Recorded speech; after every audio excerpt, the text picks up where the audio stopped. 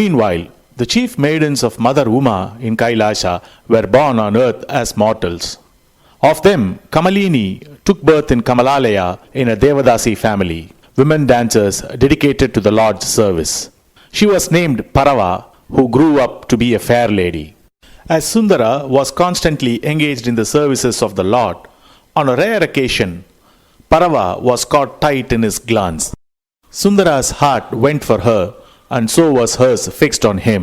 Late one night, the Lord inquired with loving care, "Why are you awake at this hour?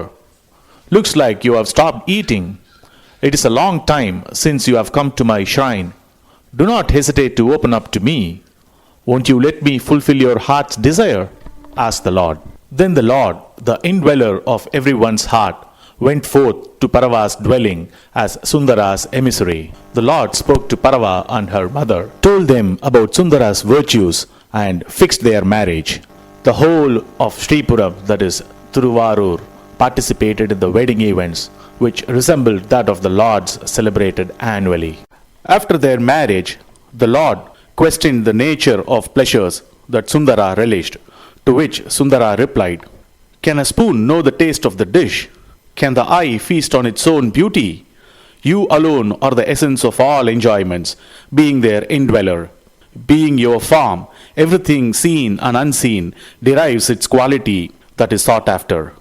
Dancing to the tunes of the five senses, the ignorant fool that I am, rush after fleeting things, forsaking your lotus feet, which are their prop and essence."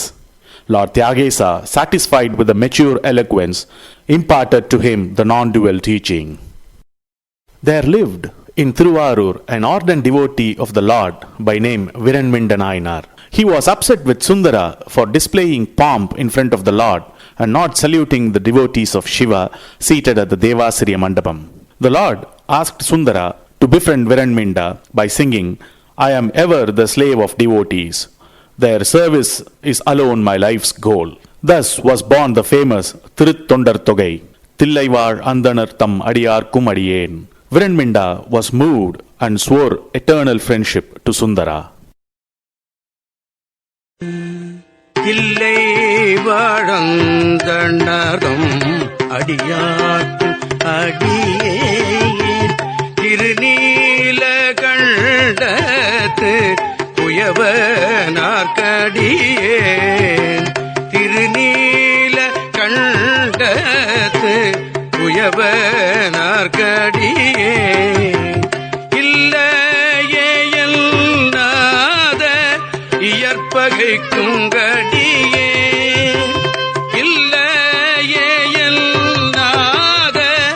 இயற்பகைக்குங்கடியேன் இளையாந்தன் Kudimaran அடியார்க்குங்கடியேன் இளையாந்தன் Kudimaran அடியார்க்குங்கடியேன் வெல்லுமாமிக வல்ல மெய்ப்பொருளு கடியேன் வெல்லுமாமிக வல்ல மெய்ப்பொருளு கடியேன் பிரிபொடில் சூழ் குன்றைய பிறன்விண்டற்கடியேன் பிரிபொடில் சூழ் குன்றைய பிறன்விண்டற்கடியேன் அல்லிமெல் முல்லையந்த அமர்நீதிக்கடியேன்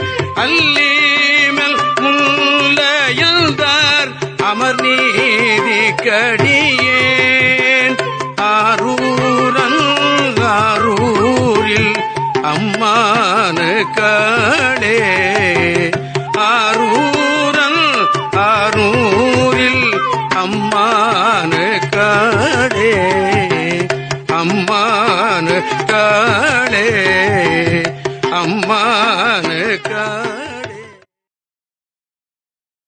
Once, Paravai Nachiyar had run out of food grain stock and she requested Sundara to replenish them. Sri Kundapuram, also known as Tirukkolili or Tirukkuvalai, is a place where Sundara's friend lived. The Lord directed Sundara to fetch food grains from there. He also directed the landlord Kundayur Kirar in his dreams to supply Sundara in abundance. Kundayur Kirar met Sundara on the way and took him to his place.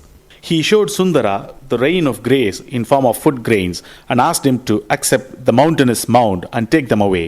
The awe-struck Sundara wondered how he could possibly carry the huge stock home. Feeling helpless, he sang a decade of praise and prayed the Lord for help. Ashutosha, the easily pleased one, assured that the transport of grain would be taken care of too. That night, Parameshwara commanded his Ganas, led by Kundodara, to shift the grains to Kamalalayam, Sripuram. The whole town woke up to witness this marvelous sight. It was flood of grains, leaving no space even for people to move about. Parava too was overjoyed at this wonder wrought by Sundara. நிழலினந்தடியே உம்மை நித்தரும் கைதொழுவேன் நிழலினந்தடியே உம்மை நித்தரும் கைதொழுவேன் வாழன கண்மடவாள் அவள் பாடி வருந்தகனே வாழன கண்மடவாள் அவள் வாடி பருந்தாமே கோளிலியம் பெருமான் குண்டையூற்றில நெல்லு பெற்றேன் கோளிலியம் பெருமான் குண்டையூற்றில நெல்லு பெற்றேன் ஆளிலையம் பெருமான் அவை அட்டித்தர பணியே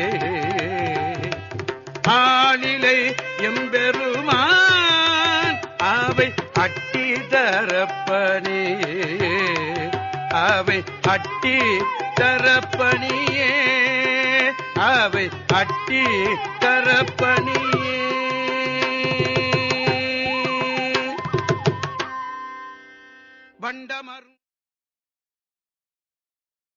Once, Suravyagra, also known as Kotpuli Nayanar, the chief of Chola army, visited Sripuram and worshipped the Lord. He met Sundara and invited him to his place, Thirunattiya Thangudi.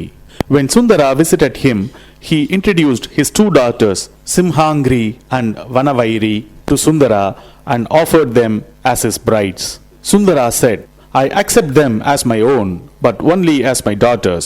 Henceforward, they verily are mine. He cheered them up by giving them choice gift. He also sang decade in praise of the local Lord. பூணான் ஆவதோர் அரவங்கண்டஞ்சேன் புறங்காட்டு ஆடல் கண்டிகளே பூணான் ஆவதோர் அரவங்கண்டஞ்சேன் புறங்காட்டு ஆடல் கண்டிகளே பேணீராகிலும் பெருமையை உணர்வேன் பேணீராகிலும் பெருமையை உணர்வேன் பிறவேன் ஆகிலும் மறவேன் பேணீராகிலும் பெருமையை உணர்வேன் பிறவேன்.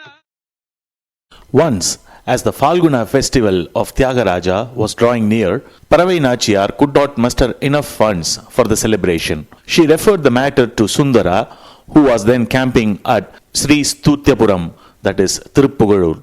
Sundara eagerly approached Lord Agnipurishwara at Tiruppugalur temple and incorporated his plea into a song of prayer to the Lord, singing it aloud. Feeling exhausted, he decided to retire for the night on a platform there.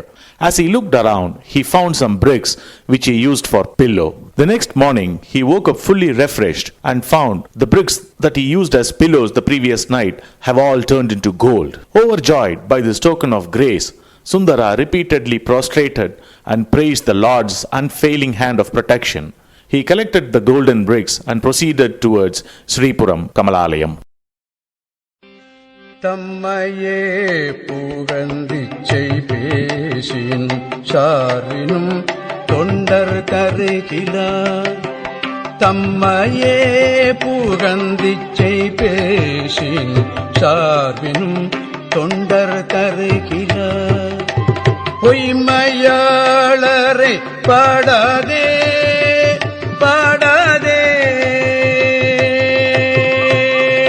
பொய்மையாளரை பாடாதே எந்தை புகழூர் பாடுமில் புலவீர்கள் பொய்மையாளரை பாடாதே எந்தை புகழூர் பாடுமில் புலவீர்கள் புகழூர் பாடுமில் புலவீர்கள் புகழூர் பாடுமில் புலவீர்கள் இம்மையே தரும் சோறும் கூரையும் ஏற்கலாம் இடர் கெடலுமாம் இம்மையே தரும். Once, when Sundara was sleeping in the night at Thiru-Alampuril, the Lord appeared to him in his dream and asked him, "Have you forgotten to come to Thirumalabadi?" and vanished. Sundara, upon waking, crossed the river Kaveri and reached Thirumalabadi and praised the Lord with his hymns, Ponnar Meniyane. பொன்னார் மேனியனே பொன்னார் மேனியனே புலித்தோலை அரைக்க தைத்து பொன்னார் மேனியனே புலித்தோலை அரைக்க தைத்து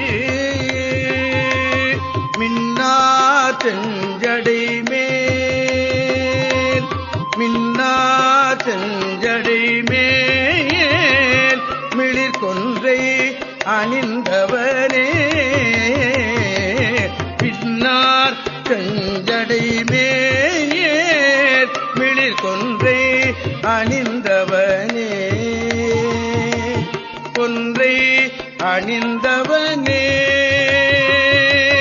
கொன்றை அணிந்தவனே மன்னே மாமணியே மன்னே மாமணியே மழபாடியுள் மாணிக்கமே மன்னே மாமணியே. Later, Sundara, intending to go to Tirukkudalayattur, lost his way and was proceeding towards Vridhachalam. There, the Lord appeared in the guise of a passerby and directs Sundara to Kudalayattur and disappears.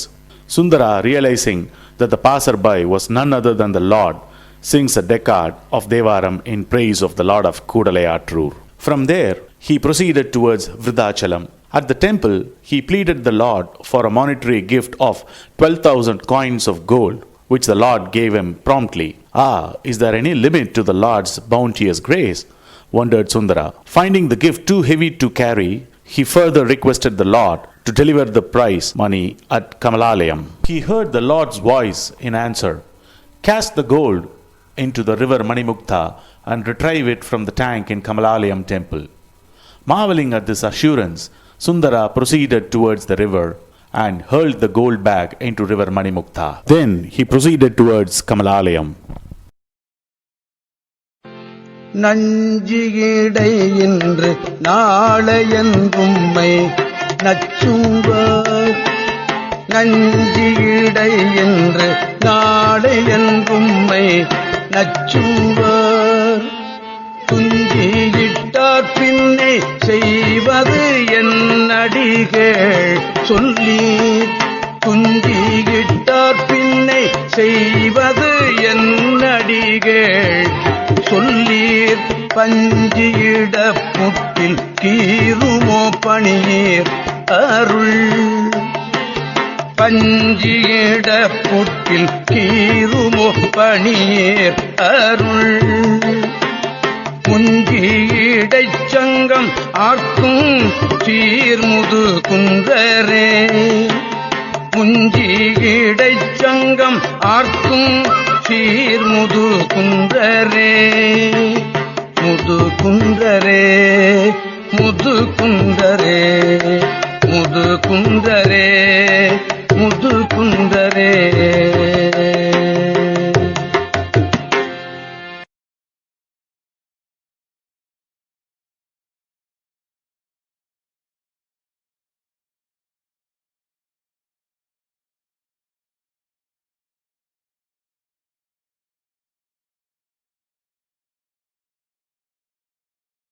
After reaching Sripuram, Sundara happily shared all his experiences with Parava.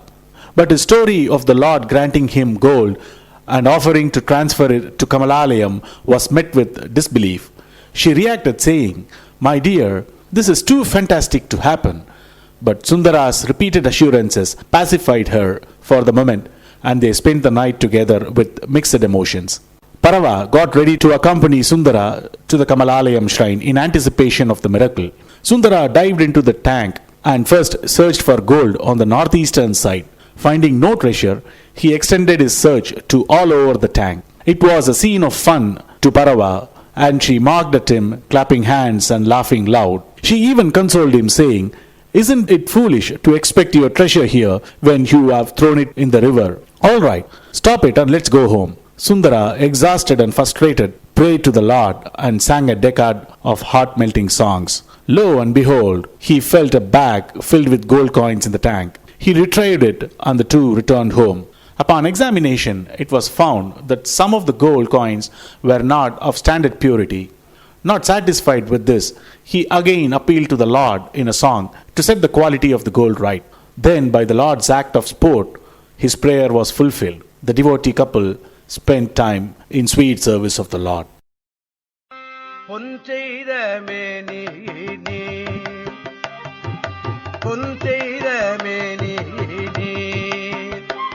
புலித்தோலை அரைக்கதைத்தீர், புலித்தோலை அரைக்கதைத்தீர்,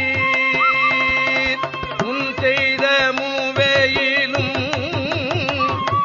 முன் செய்த மூவேயிலும், எரித்தீர் முதுகுந்தமர்ந்தே. Once, when Sundara reached the Kurukka Nagaram region after a long travel on foot through forest and desert terrains, he felt thirsty and hungry. Exhausted, he started repeating Shiva Shiva when Lord Shiva appeared on the scene in the guise of an old Brahmana. He created in the desert a green, cool grove that spread shade and fragrance around. A well full of cool water appeared. The old Brahmana said to Sundara, "Darling son, you seem to be hungry and in need of rest. Help yourself to some curd rice." Sundara ate to his heart's content and was soon joined by other wayfarers on that route. No sooner did he finish his life-sustaining meal than Sundara fell fast asleep in that heaven of blissful tranquility. For how long he did not know. He woke up to find himself desolate in the middle of nowhere, with the cool grove and the warm hospitality he had experienced disappearing into thin air. Filled with the thoughts of the Lord's gracious acts, he reached Kurukka Nagaram. Adoring the Lord there with sweet songs, he proceeded on his journey. சித்தநிலை பிரியாத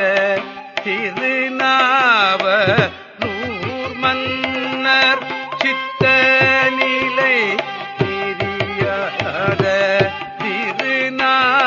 திருநாவலூர் மன்னர், அத்தகதியும் பள்ளி உணர்ந்து, அத்தகுதியினில் பள்ளி உணர்ந்து, அத்தகுதியினில் பள்ளி உணர்ந்து, அவரை காணாமை, அவரை காணாமை, அவரை காணாமை, இத்தனை ஆமாற்றம், இத்தனை ஆமாற்றம் அறிந்திலேன் என எடுத்து, இத்தனை ஆமாற்றம் அறிந்திலேன் என எடுத்து. From there, he visited Tirunavalur, his birthplace, Avadara Kshetram, and sang the praise of Lord Bhakta Janeshwara in a decade of Devaram. Kovalan நான் மூகன் வானவர் கோனும் குற்றேவல் செய்ய, கோவலன் நான் மூகன் வானவர் கோனும் குற்றேவல் செய்ய, மேவல முப்பூரம் தீயழுவித்தவன்,